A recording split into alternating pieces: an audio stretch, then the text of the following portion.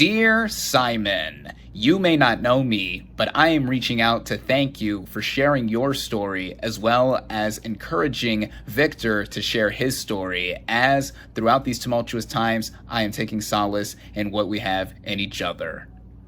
And send. All right. I know he's probably not going to answer or even see my DM, but it's nice knowing that I was able to reach out to him. Bzz, bzz. Oh my God! He responded! I love you, Simon! What is up, everybody? RandomRandomMan here, bringing you another video during this current quarantine era. I hope everyone out there is continuing to stay safe and be well during this unpredictable time. For me personally, as of 2 Fridays ago actually, I started going back to work at the library that I am at, and we are slowly phasing back into opening fully, and if anything, a soft reopening that we are planning into next month. So there is that, but again, I hope everyone out there is continuing to stay safe and be well. As here, I am bringing you not a movie review, but a review for a TV series. Only the second time here on my channel that I have done so, as I am here bringing you my review for Love, Victor. Based and inspired by both the book Simon vs. the Homo Sapiens Agenda, written by Becky Albertalli, and its film adaptation Love, Simon, written by Isaac Aptaker and Elizabeth Berger, the premise of this teen romantic dramedy television series basically follows our title lead, Victor, played by Michael Cimino, a new student at Creekwood High School who is dealing with his journey of self-discovery while adjusting to the challenges in the new environment and struggling with his sexual orientation. Going into this TV series, I was really looking forward to it, as it's the spin-off show to the aforementioned 2018 film Love, Simon, which, despite never having read the source material this film is based on, I love. It was one of my favorite films of 2018, and besides the very special distinction of being a genuine groundbreaker, as it says on the back of the Blu-ray here, in being the first Hollywood production that focuses on a gay teen romance for the mainstream, it on its own is a coming-of-age teen dramedy that feels very much akin to something that John Hughes would have made back in the 1980s, or any film in between up until now. That is one of the various reasons I love Simon. And hearing that there was going to be a spin-off show going off of this film, I, again, was very much looking forward to it. It was announced that it was going to be starting to stream on Hulu, and just dropped earlier this month in the middle of June, which also happens to be Pride Month. Happy Pride Month to you all. That is also why I'm wearing all these various necklaces and this wristband that I got when I was at the Pride parades near my city for the past 3 years in a row. But given that even though it is a time for celebration for the community, we are still living in a global pandemic. But still, it is a time for a lot of literal pride for the LGBTQ+ community. And I thought it was just all the more fitting that Love, Victor was streaming this month, and that is also why I rewatched Love, Simon prior to starting up Love, Victor, and it just got me all the more in the mood with what I was about to experience. And now, having finished the series up earlier today, I can talk about it. And starting out with the cast and their performances, we have the aforementioned Michael Cimino as our title lead, Victor Salazar. He gives a very charming performance across all the episodes that he is in, which is all of them, all 10, I should say. As comparing him to Simon Spear, as played by Nick Robinson in the film Love, Simon, there is something about him that does make him very relatable, not just in what he is going through, but also how he comes across on camera, in the interactions between his family, and how he is at school with his friends, and just the overall environment that he is in, which is the same setting as the aforementioned film as well. For me, he was certainly relatable, not because of him struggling with his sexuality, as personally I do identify as straight, and I am an ally to all of my fellow members of the LGBTQ+ community, but in that he is Latino/Hispanic. He is both of Puerto Rican and Colombian descent, both from his mom and dad's sides respectively, as it is verbally said across this entire show. There's quite a bit of Spanish spoken here and there. Victor's dad calls him Flaco, which is the same nickname that my dad gave me and still calls me to this day. And if you don't know what Flaco means, it is Spanish for skinny, and yeah, I am skinny, so it fits there. And just all around, with the feel of his character being at the center of the show, I think it made for something compelling on that angle alone. Going into the rest of the cast, there are a bunch of supporting players here, starting out with some of the classmates of Victor's at Creekwood High School, like Rachel Hilson, who plays Mia. This very attractive young girl who is also the eventual girlfriend of Victor, which, given the context of what does happen in the show, gives a bit more of the conflict that the overall narrative presents to us. And just on her own as a character, I found Mia to be very likable. Hilson's performance I thought was very good. There's also Anthony Turple, who plays Felix, the new neighbor to Victor. Both of them live in the same apartment building, and also the awkward new best friend to Victor. I related a lot to his character in particular because of his very goofy personality, him trying to get with this longtime crush. And speaking of that longtime crush, it's Lake, as played by B.B. Wood, who also just so happens to be the best friend to Mia, this very stylish socialite, social media obsessed girl who also fits into a specific mold and being of the modern age specifically. But I thought she did a more than competent job for what she had to do, and I thought that, like the chemistry that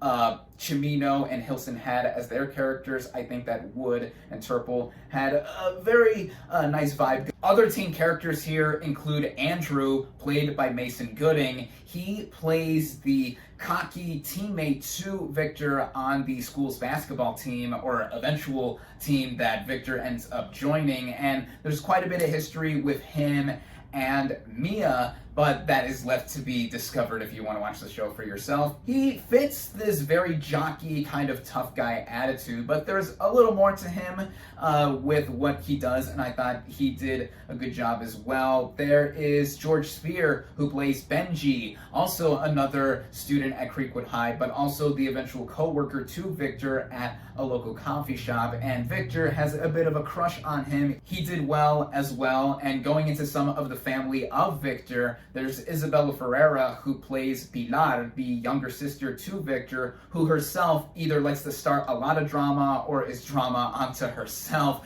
And instead of being a thankless role, I thought that she actually brought a bit of depth to what was going on within the family dynamics. And then we have the parents of this family, as played by James Martinez and Ana Ortiz. Now, for parent roles, they did a lot more than what I initially expected them to do. In comparison to Simon's parents from Love, Simon, as played by Josh Duhamel and Jennifer Garner, they were there in the background mainly as the fun-loving, supportive parents to Simon. But here in Love, Victor, the way Martinez and Ortiz play their dad and mom characters respectively, there is more depth, and there's a crucial subplot in this series involving them and the rest of the family that does have a big contribution to the overall narrative. So I found that very interesting on top of them culturally. Speaking of Simon, actually, Nick Robinson does return here as one of the two narrators of the show and how the entire series is framed, which I'll get to momentarily. And it was nice hearing him as a part of the show, even though the series is not focused on him like his own movie was. And other more notable names that do show up here and there across the series include the likes of Mekhi Phifer, who plays the father to Mia, Sophia Bush, who plays Veronica, the new girlfriend to Mia's father, Andy Richter, who plays the coach of the basketball team at Creekwood High School. I love seeing him. I love him as the sidekick to Conan O'Brien, and Ali Wong as the school's sex ed teacher. Basically, everyone here, I think, does either a good or outstanding job. The writing of this series and how it is set up structurally is very much akin to how Love, Simon was set up in its own narrative. In fact, the two writers on that film that I previously mentioned are the writers on this show. They also created and produced it, so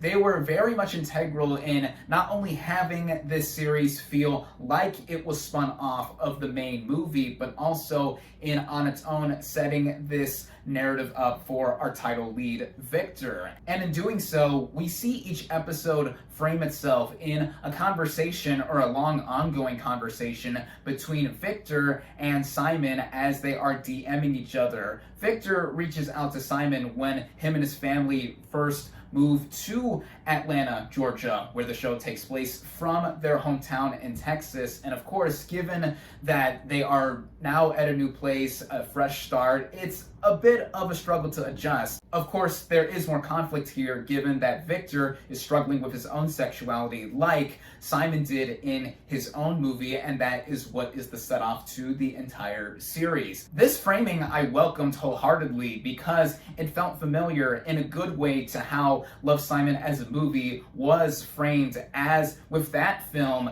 we have Nick Robinson's title lead, Simon, emailing back and forth between himself and his mysterious crush, Blue, whose identity is revealed at the end of the film. And here with Love, Victor, there's an instant connection between Victor and Simon, although the way Victor does see Simon in being a guide for advice, Simon very clearly says that he doesn't have all the answers, as in the movie showing how it wasn't easy for Simon in dealing with what he was dealing with. It is very much parlayed onto Victor as our lead and himself going through all the self-discovery that he faces. In other words, it feels like a natural progression of the movie into the show in focusing on different characters, but it's not like the movie is void of being connected to Love, Simon as a film. In fact, one cast member I forgot to mention earlier is Natasha Rothwell as the drama teacher who was in Love, Simon, but then got promoted to vice principal of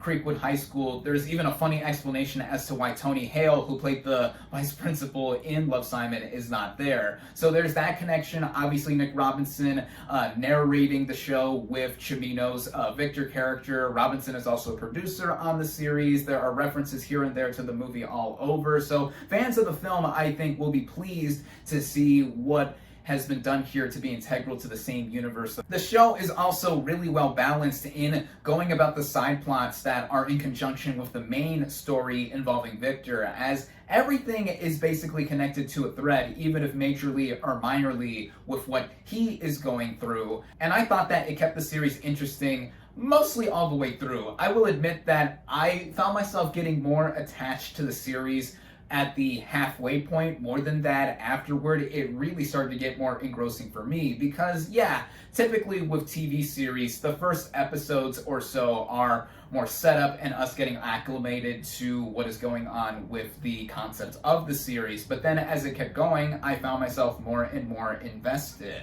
Even in comparison to the movie, which is kind of unfair to compare to as it came out first, no pun intended, with being the first mainstream Hollywood production focusing on a teen gay romance. And here with Love, Victor, as I said, it is a spin-off series to that film. Sometimes the series does fall into the tropes of being a teen romantic dramedy, whether or not it was focusing on a gay character at the center or even a straight character all over. If you've seen any other one of these kinds of shows or movies or any other kind of media in the past. Even with that though, this show is well intended and inclusive to what it is presenting with our main character and how his sexuality, as it is pointed out, he feels like it's going back and forth on a spectrum, the trials and tribulations of other characters everywhere, like Victor's family and friends. There's just something always going on here, as I mentioned, in the show, being consistently interesting more so as it does progress. This extends into how it is directed episode by episode, and even with the technical merits of the show. Production values for a show like this are very minimalistic, very small, not that showy or flashy, and, well, it fits the way it is spun off of Love, Simon as a film, because that film was not made for a very high budget either. It was a very modest, lower kind of budget, though it still struggled to recoup a profit when it was out in theaters 2 years ago, which I felt disheartened by, because not only do I love that film, but it speaks to so many people, and it being a landmark stamp on the film industry. But going back into Love, Victor's technical merits, it is well shot. The score feels like it is something out of a modern high school kind of dramedy series. It felt like a lot of the music was very similar in sound to the music in Love, Simon. I mean, there are well-known popular songs that do show up across Love, Victor, but the original score specifically has that ambient kind of vibe. And just everything else from the way it is edited and how each episode runs. Which, speaking of that, the running times of each of the 10 episodes ranges from 25 to 30 minutes max, which is like a standard network television show that goes for a half hour with commercials and such. So if you do the math, you can get through this entire series in just over 5 hours, which is a pretty fast watch in comparison to a bunch of other shows on streaming services right now, mainly because episodes run for twice as long or longer than that. But here with Love, Victor, as I said, it is mostly well balanced out, it is earnestly endearing in total, and that is just about what I would say this show amounts to. It is an earnestly endearing watch, and with this month being Pride Month, and at the time I am recording and uploading this video, we only have one day after today to celebrate Pride Month, but really, the Pride never ends, as Hulu has been promoting all over the ads on their site, as I've seen every time I popped on an episode. But that is something that does make it so very clear here. I really enjoyed this series, both because of its inclusivity, it being a very fitting spin-off to Love, Simon, and just on its own, it is so well made, and the talent both in front of it and behind the camera really knew what they were doing, and the intended audience, like myself, who was a big fan of Love, Simon, got quite a bit out of watching it in its entirety. I think it goes without saying that fans of Love, Simon should check out Love, Victor if they have not already. I don't see any reason why they shouldn't if they are fans of the film, like I've mentioned many, many times across this review. And with how the series is going forward, I'm not sure to my knowledge right now if another season of this show is confirmed, because the way it does end, without giving anything away, it leaves things very open for the future, and it also concludes on a bit of a cliffhanger, and I am anticipating some sort of follow-up to this series, just like Love, Victor unto itself was a proper follow-up to Love, Simon. I definitely recommend this series. My final verdict for Love, Victor is 4 out of 5 stars.